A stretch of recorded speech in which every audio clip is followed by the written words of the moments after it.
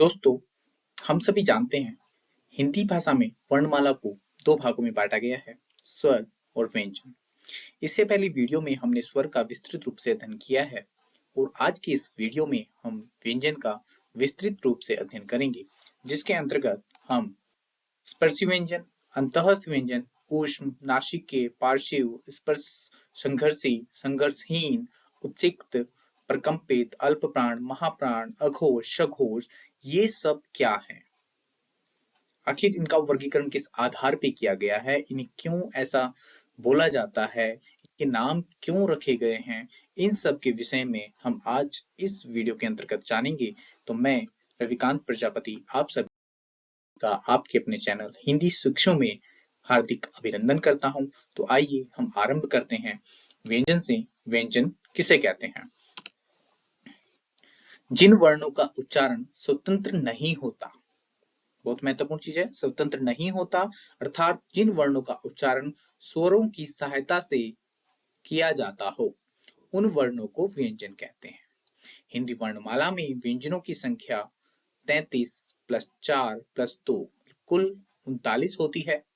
व्यंजनों का उच्चारण करने पर प्राणवायु फेफड़ों से बाहर निकलते समय मुख में कहीं ना कहीं रुककर अवरोध के साथ बाहर निकलती है। प्रत्येक व्यंजन के उच्चारण में अ की ध्वनि छिपी रहती है। महत्वपूर्ण चीज है, कई क्वेश्चनों का समावेश इसके अंतर्गत हो गया है।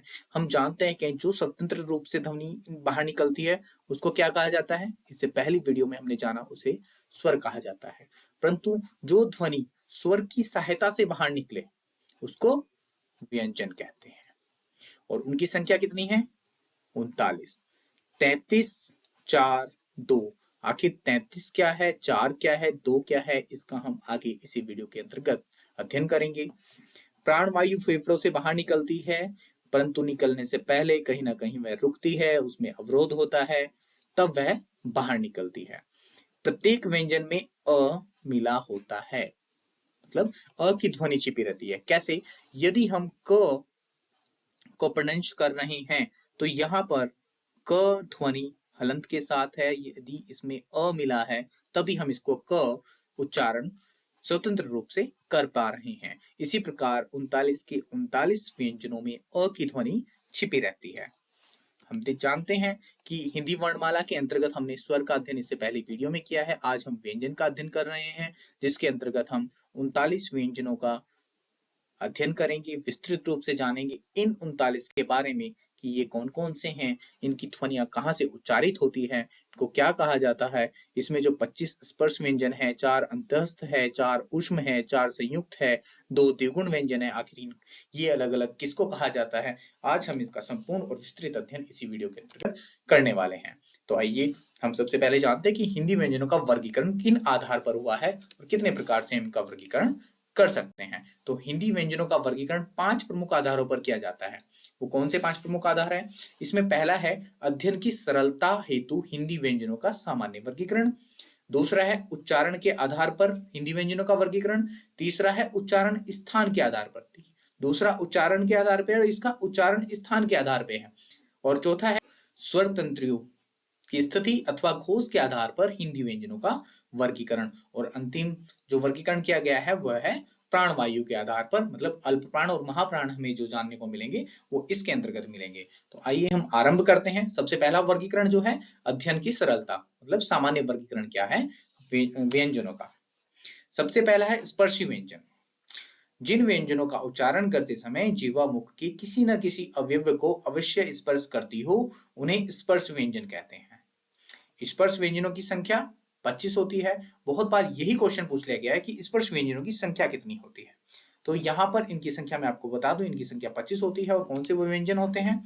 ये यहाँ पर 25 व्यंजन है क से लेकर म तक। ये 5 लाइनें जो बनी है ये लगभग 5 वर्ग को दर्शाती हैं।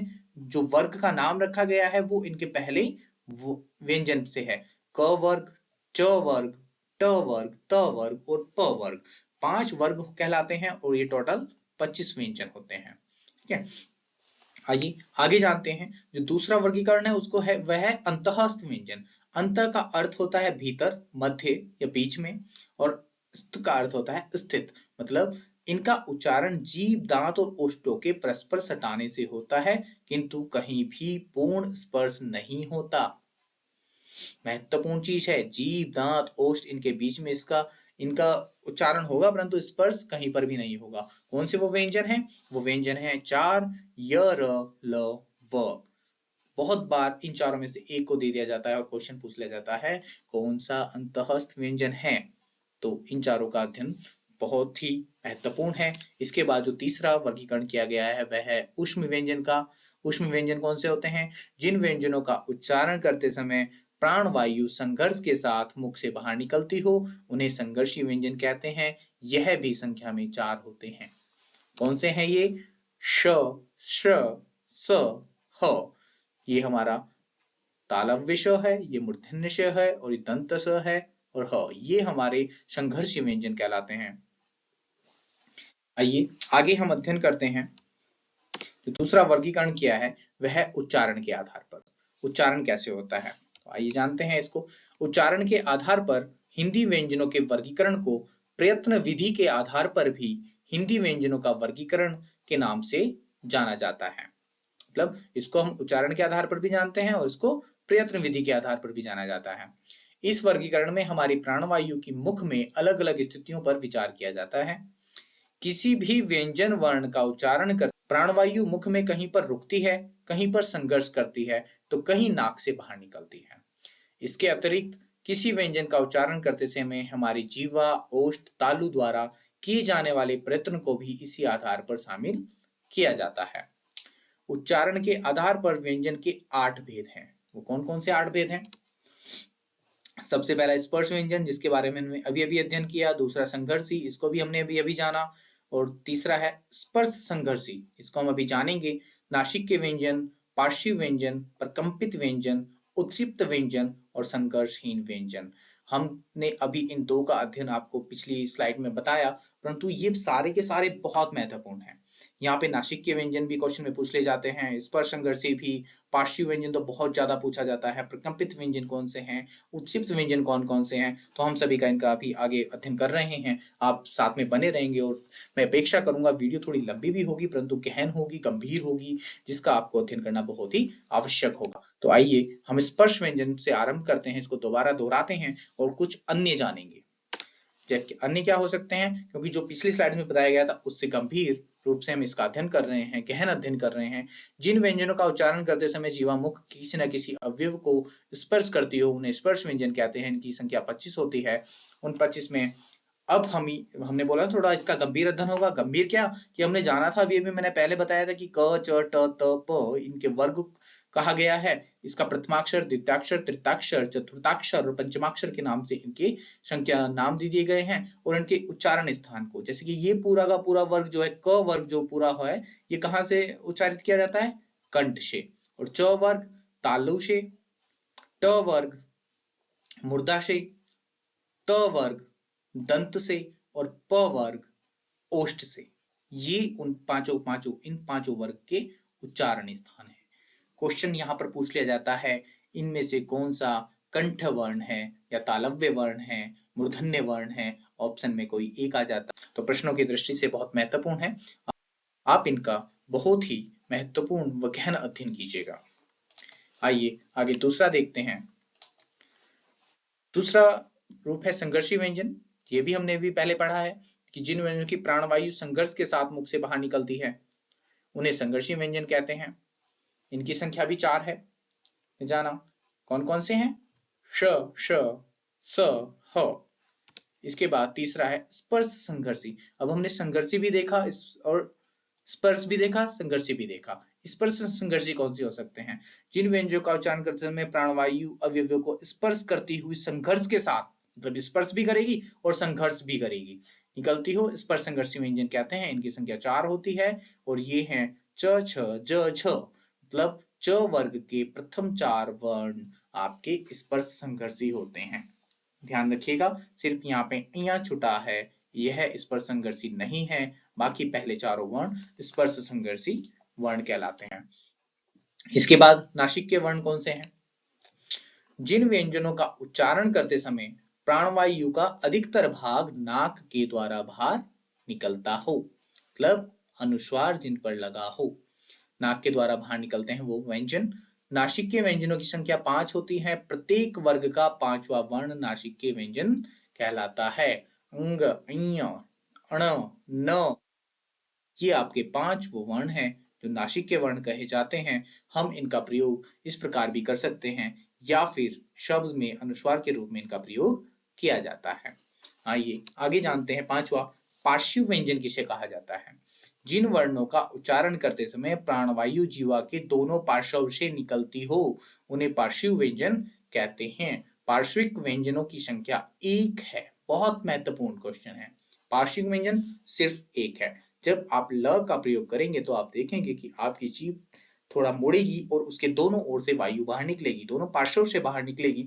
इसमें सिर्फ एक ही हमारा 52 में से ऐसा वर्ण व्यंजन है ल, जिसके अंतर्गत ऐसा होता है, इसलिए पार्श्विक व्यंजन कहा जाता है। बहुत बार इस पे क्वेश्चन पूछा गया है। आगे देखते हैं प्रकंपित व्यंजन। ये भी संख्या में 1 होता है, आपको बताऊं, इस पे भी बहुत बार क्वेश्चन पूछा गया है। यह है जिन व्यंजनों का उच्चारण करते जीवा में 2-3 बार कंपन होता हो उन्हें प्रकंपित व्यंजन कहते हैं। प्रकंपित व्यंजनों की संख्या 1 होती है। प्रकंपित व्यंजन को लुंठित व्यंजन भी कहते हैं। बहुत महत्वपूर्ण है। आप सिर्फ प्रकंपित पे ध्यान ना दें, लुंठित व्यंजन भी कहा जाता है इसको। और ये है र। जब हम र कहेंगे तो इसमें 2-3 बार कंपन होगा हमारी जीभ के अंतर्गत, तो इसको प्रकंपित व्यंजन कहा जाता है। 7वां है उत्क्षिप्त व्यंजन। जिन व्यंजनों का उच्चारण करते समय जीवा का अग्रभाग नोक एक झटके के साथ नीचे गिरता हो उन्हें उत्क्षिप्त व्यंजन कहते हैं। उत्क्षिप्त व्यंजनों की संख्या 2 होती है। उत्क्षिप्त व्यंजनों को द्विगुण व्यंजनों के नाम से भी जाना जाता है। यह द्विगुण के नाम से ज्यादा बुलाए जाते हैं। ड़ और ढ, जब हम इनका उच्चारण कर रहे होते हैं तो हमारी जीभ का अग्रभाग झटके के साथ नीचे गिरता है। यदि आप सड़क को बोलेंगे तो एक झटके के साथ इसका प्रोनाउंसिएशन होगा, जीभ बाहर नीचे गिरेगी। या फिर आप जब मेंढक का उच्चारण करेंगे इस पर भी ऐसा ही होगा, जीभ का अग्रभाग झटके के साथ नीचे गिरेगा। एक बार आप उच्चारण करके अवश्य दिखेगा, सड़क या मेंढक बोल के दिखेगा, आपको स्वयं ही मालूम हो जाएगा। इसके बाद संघर्षहीन व्यंजन कौन से होते हैं? जिन व्यंजनों का उच्चारण करते समय प्राणवायु बिना किसी संघर्ष के मुख से बाहर निकल जाती हो उन्हें संघर्षहीन व्यंजन कहते हैं। मतलब बिल्कुल संघर्ष ही ना करना पड़े।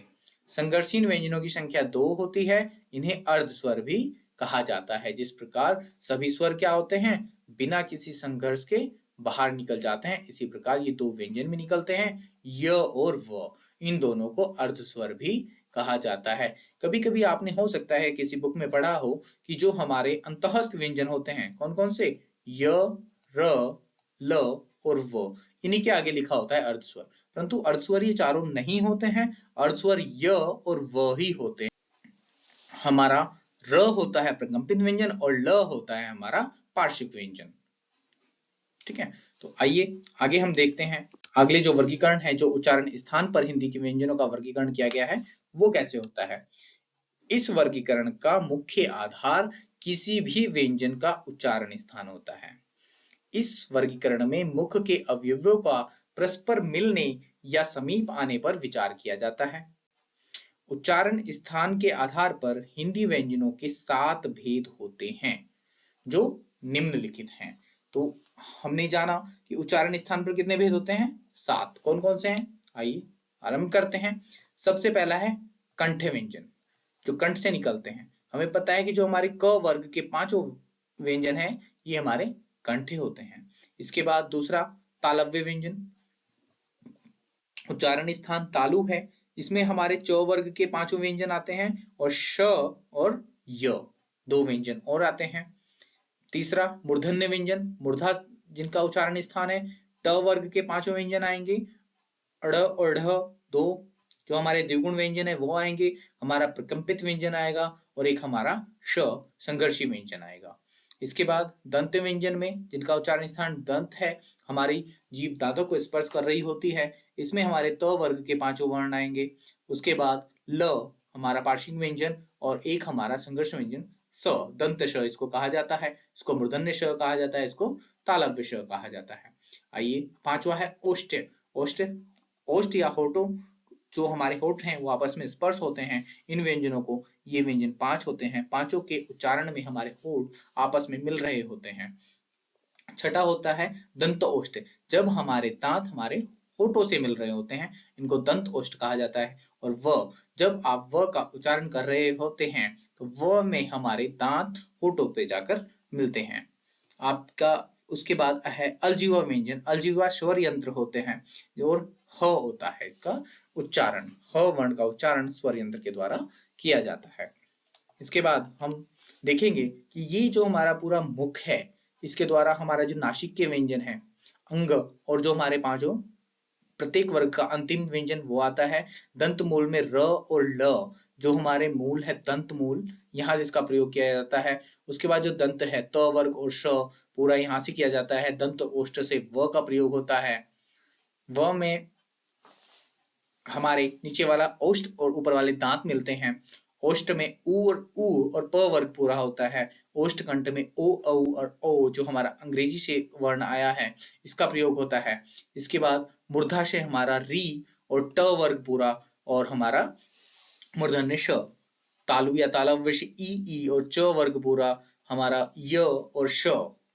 कंठ से तालव से ए ऐ और कंठ से आ अह और क वर्ग के साथ साथ ह व्यंजन का भी उच्चारण किया जाता है। तो ये पूरी आकृति हमें दर्शाती है कि इसके द्वारा ही हम सभी व्यंजनों और स्वरों का उच्चारण किस प्रकार होता है, ये हम यहाँ से जान सकते हैं।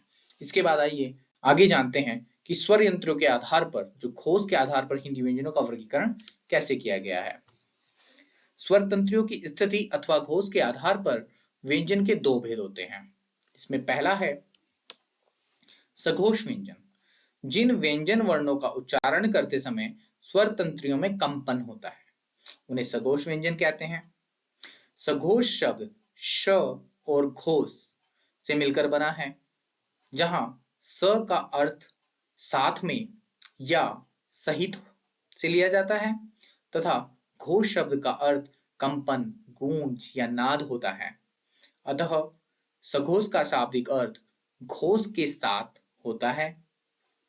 हिंदी वर्णमाला में प्रत्येक वर्ग के अंतिम 3 व्यंजन तथा य र ल व और ह सघोष व्यंजन कहलाते हैं। हिंदी वर्णमाला के सभी स्वर सघोष वर्ण होते हैं। सघोष व्यंजनों की संख्या 31 होती है। वो कैसे, हम अभी जानेंगे जब एक पिक्चर के माध्यम से आपको समझाया जाएगा। सघोष व्यंजनों को घोष व्यंजनों के नाम से भी सघोष भी कहा जाता है, इनको घोष भी कहा जाता है। अब पिक्चर आपके सामने ये रही, जिसमें कहा गया है कि प्रत्येक वर्ग के अंतिम 3 व्यंजन, मतलब ये प्रत्येक वर्ग के अंतिम 3 व्यंजन लिए गए हैं। इसके साथ साथ आपके सभी स्वर लिए गए हैं, सभी स्वर 11, ठीक है। और य र ल व के साथ साथ ह का प्रयोग किया गया है ना। तो आपके 3 पंजे 15 और 11 26 और 5, ये य र ल व और ह 31, टोटल 31 व्यंजन होते हैं जो सघोष होते हैं, जिनका घोष के साथ इनका उच्चारण किया जाता है। इसके बाद जो दूसरा वर्गीकरण है वह है अघोष व्यंजन। अघोष शब्द अ और घोष से मिलकर बना है, जहां अ का अर्थ होता है नहीं से लिया जाता है और घोष शब्द का अर्थ कंपन, गूंज या नाद से होता है। अर्थात अघोष का शाब्दिक अर्थ होता है घोष के बिना। जिन व्यंजनों का उच्चारण करते समय स्वर तंत्रियों में कंपन नहीं होता, उन्हें अघोष कहते हैं। मतलब जो घोष व्यंजन होते हैं उनमें कंपन होता है और उसमें कंपन नहीं होता। हिंदी वर्णमाला के प्रत्येक वर्ग का पहला और दूसरा व्यंजन के साथ साथ श श स अघोष व्यंजन होते हैं। अघोष व्यंजनों की संख्या 13 होती है। हमें बताया गया है कि जो पांचों वर्ग हैं इनका पहला और दूसरा व्यंजन 10 तो ये हो जाते हैं, और उसके बाद ऊष्म व्यंजन जो पहले 3 हैं ये होते हैं। तो टोटल 13 व्यंजन हमारे अघोष व्यंजन कहलाते हैं। आइए इसके बाद प्राणवायु के आधार पर हिंदी व्यंजनों का वर्गीकरण कैसे किया गया है, आइए जानते हैं। किसी भी वर्ण का उच्चारण करते समय प्राणवायु हमारे फेफड़ों से उठकर मुख से बाहर निकलती है। हिंदी व्याकरण में मुख से बाहर निकलने वाली इस प्राणवायु की मात्रा के आधार पर भी हिंदी व्यंजनों का वर्गीकरण किया गया है। प्राणवायु के आधार पर व्यंजन के 2 भेद हैं, जिसमें पहला भेद है अल्प प्राण व्यंजन। अल्प प्राण शब्द अल्प तथा प्राण शब्द से मिलकर बना है, जहां अल्प का अर्थ कम और प्राण का अर्थ प्राणवायु से लिया जाता है। अल्प प्राण का अर्थ कम प्राणवायु होता है। प्रत्येक वर्ग का पहला, तीसरा और पांचवा व्यंजन और य र ल व व्यंजन तथा समस्त स्वर अल्प प्राण होते हैं, जिनकी टोटल संख्या 30 होती है। कौन से हैं वो? हमने जाना कि प्रत्येक वर्ग का पहला, तीसरा और पांचवा, मतलब एक वर्ग के 3 व्यंजन, यहां पर हम हो जाते हैं 15। ठीक है। उसके बाद य र ल व 4 हमारे ये हुए, और टोटल हमारे कितने स्वर कितने हैं? 11। तो यहाँ पर इनकी संख्या कितनी हो गई? 30। ये 30 क्या है? हमारे अल्प प्राण, जिनमें कम प्राणवायु लगती है। दूसरा है महाप्राण व्यंजन। महाप्राण शब्द महा और प्राण शब्दों से मिलकर बना है, जहां मा का अर्थ अधिक व प्राण का अर्थ प्राणवायु से लिया जाता है। महाप्राण शब्द अधिक प्राणवायु होता है। जिन व्यंजनों का उच्चारण करते समय प्राणवायु की मात्रा अधिक लगानी पड़े, उन्हें महाप्राण व्यंजन कहते हैं। प्रत्येक वर्ग के दूसरे और चौथे तथा ऊष्म व्यंजनों को महाप्राण व्यंजन कहते हैं। महाप्राण व्यंजनों की संख्या 14 होती है। में कहा गया है कि दूसरा और चौथा जो है महाप्राण है। आप यदि इनका उच्चारण करके भी देखें, क ख ग घ, मतलब अधिक समय लग रहा है दूसरे और चौथे में। तो हमारे यहाँ पर 5 और 5 यहाँ पर 10 और ऊष्म व्यंजन 4, ये 14 हमारे क्या हुए?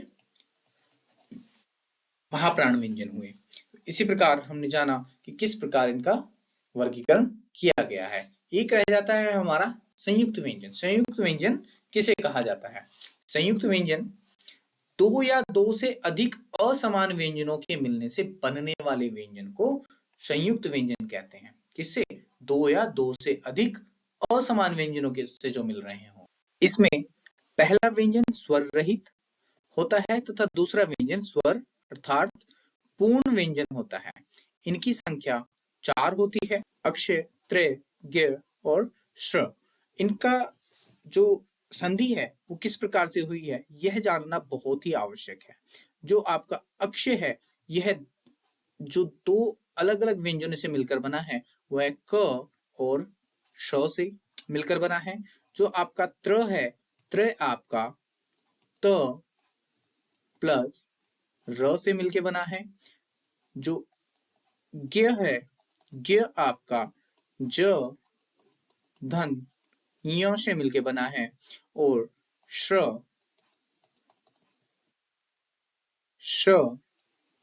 धन र से मिलके बना है। इस पर भी बहुत सारे क्वेश्चन पूछ ले जाता है कि कौन सा व्यंजन किन दो व्यंजनों से मिलकर बना है। बहुत सारे क्वेश्चन पूछे जाते हैं, तो आप सभी ध्यान रखिएगा किस व्यंजन से, किन व्यंजनों से मिलकर कौन से व्यंजन का निर्माण हुआ है। तो आप सभी ने देखा कि इन दोनों वीडियो में, पहले हमने स्वर की वीडियो लाई उसके अंतर्गत, और आज व्यंजन की वीडियो के अंतर्गत वर्णमाला का संपूर्ण अध्ययन किया, जिसके अंतर्गत 52 वर्ण आते हैं, जिसमें 39 व्यंजन और 11 स्वर होते हैं। आपके सामने स्वर इधर और अयोगवा यहाँ पर है। व्यंजन के अंतर्गत हमने जाना कि मूल व्यंजन हमारे 33 है, संयुक्त व्यंजन 4, और उसके बाद द्विगुण व्यंजन 2 हैं। मूल व्यंजन के अंतर्गत हमने जाना स्पर्श व्यंजन 25 होते हैं, अंतःस्थ व्यंजन 4 होते हैं, य र ल व, और ऊष्म व्यंजन 4 श श स ह, और स्पर्श व्यंजन क से म तक। इस प्रकार पूरी वीडियो का हमने अध्ययन किया, पूरी वर्णमाला को हमने जाना। यदि अभी भी आपको लगता है कि कोई भी तथ्य छूटा है, तो प्लीज मुझे कमेंट में लिख। वीडियो को देखने के लिए आपका बहुत बहुत धन्यवाद और आभार। यदि आपको वीडियो पसंद आ रही हो तो प्लीज उसको लाइक करें, कमेंट करें, शेयर करें, सब्सक्राइब करें। आपका वीडियो को देखने के लिए एक बार पुनः हार्दिक आभार, धन्यवाद।